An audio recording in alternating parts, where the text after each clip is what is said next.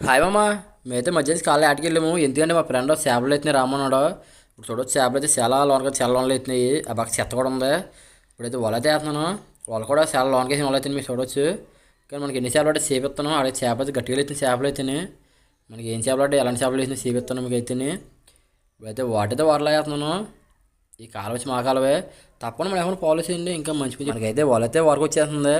మనకి ఎన్ని చేపలు అంటే చేపిస్తాను ఈ వాటలు అయితేనే. మేమైతే ఒక్కోటి వేసాము ఇంక వేయలేదు. ఒక్కోటి వేసి వెళ్ళిపోయాము ఇంటికి అయితేనే. మాకైతే వల్ల చేపలు అవుతున్నాయి. అక్కడ లేచి చేపలు అలాంటి చేపలు కూడా చేపిస్తాను. అక్కడైతే చేపలు అయితే గట్టిగా ఎత్తున్నాయి కానీ బాగా లోనకలు ఎత్తున్నాయి. చెత్త పక్కన ఆ పక్కలు ఎత్తున్నాయి. గుడ్డెక్కలు ఎత్తున్నాయి.